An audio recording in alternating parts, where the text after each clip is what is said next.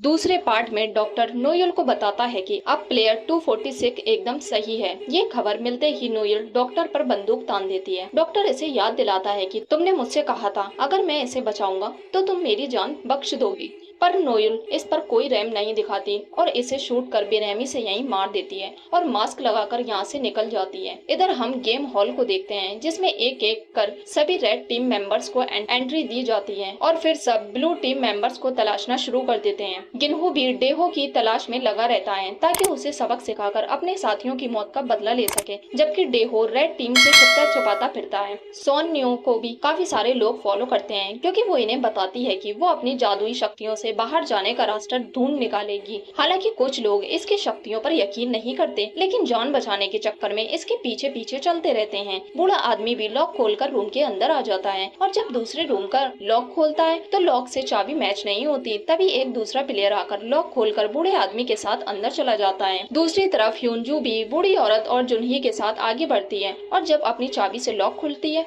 तो वो मैच नहीं होता। ये देख ह्यूनजू जुनही की चाबी से इस लॉक को खोल लेती है और अंदर जाकर एक नए दरवाजे के लॉक से चाबी मैच करती है। ये देख बूढ़ी औरत को समझ नहीं आता कि आखिर ये कर क्या रही है। इस पर ह्यूनजू इसे समझाती है कि हर डोर का लॉक अलग अलग है, जबकि एक प्लेयर के पास सिर्फ एक चाबी है और किस्मत से इन तीनों के पास तीनों शेप की चाबियां थी। ये देखकर तीनों काफी खुश होती हैं। इधर गेहुन को डेहो नजर आ जाता है जिसे मारने के लिए वो इसके पीछे भागने लगता है और डेहो छुपने के लिए जैसे ही दरवाजा खोलता है तो अंदर रूम नहीं होता। इतने में गेहुन आकर इसे पकड़ लेता है, पर ये डेहो नहीं होता बल्कि वो तो नीचे पहुंच गया था। दूसरी तरफ बूढ़ी औरत जब दरवाजा खोलकर देखती है तो इसका बेटा बाहर खड़ा होता है और ये चुपचाप डोर बंद कर देती है। इधर म्योंगी और नामग्यू एक प्लेयर्स को मारने के लिए उसके पीछे भाग रहे होते हैं और प्लेयर्स बचकर रूम में चला जाता है। म्योंगी को धक्का देकर ये बाहर भागने की कोशिश कर ही रहा होता है कि इतने में नामग्यू आकर इसको दबोच लेता है और फिर दोनों इसे साथ मिलकर मार देते हैं ताकि आधा आधा हिस्सा हो जाए। इधर हम जुनही को देखते हैं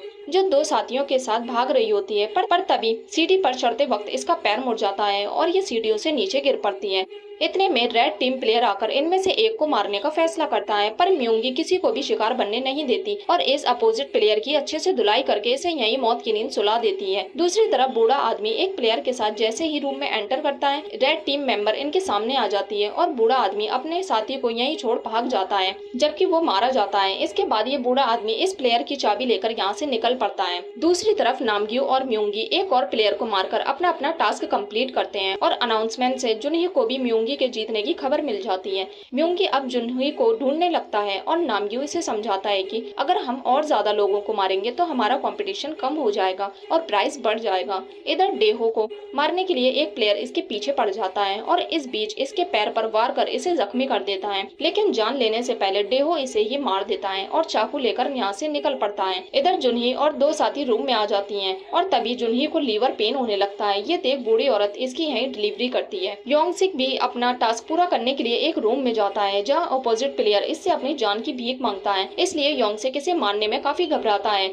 मौका देखकर ये अपोजिट प्लेयर इस पर ही हमला कर देता है और बस इसे मारने ही वाला होता है कि तभी पीछे से रेड टीम मेंबर आकर इसे मार देता है। दूसरी तरफ सोन्यो कई सारे साथियों को लेकर आगे बढ़ रही होती और रूम खोलकर अंदर जाती है और फिर चुपचाप बाहर निकलकर यहाँ से भाग निकलती है और सारे साथियों पर म्योंग नामग्यू इन पर हमला कर देते हैं। सोन्यो भागते भागते गीहुन के सामने आ जाती है और गीहुन से अपनी जान की भीख मांगती है और अपनी जान बचाने के लिए गीहुन को डेहो के बारे में बता देती है, जिसके पैर से टपके खून को फॉलो करते हुए गीहुन आगे बढ़ता है। इधर सोन्यो सबसे बचते बचाते एक रूम में पहुंचती है जहां से बाहर निकलने का रास्ता था। डोर को खोलने के लिए ये अपनी चाबी लगाती है जो काम कर जाती है, पर अभी इसे और चाबियों की जरूरत थी। इसके बाद हम बूढ़े आदमी को देखते हैं जो बाहर जाने का रास्ता ढूंढ रहा था, पर तभी इसे किसी के आने की आहट सुनाई देती है और ये मुंह पर खून लगाकर मरने का ड्रामा करके जमीन पर लेट जाता है। इतने में नामग्यू म्योंगी के साथ यहाँ आ जाता है और बूढ़ा आदमी इन दोनों से बच जाता है। मरा हुआ समझकर सोन्यो इसकी चाबी लेती है और इसे जिंदा देख हैरान रह जाती है।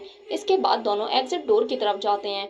इधर जुनही एक बेटी को जन्म देती है। तीनों बच्ची को देखकर अभी खुश हो ही रही थी कि इतने में एक अपोजिट प्लेयर आकर इन पर हमला कर देता है। ह्यूनजू इसका मुकाबला करती है और दोनों में जोरदार फाइट होती है। आखिर में ह्यूनजू इसे मार देती है और एक रूम में जाकर देखती है तो इसे एग्जिट डोर मिल जाता है। जल्दी से ये दोनों साथियों को बुलाने जाती है, पर तभी पीछे से म्योंगी इसे स्टेप कर मार डालता है और म्योंगी का ये रूप देख जुनही हैरान रह जाती है।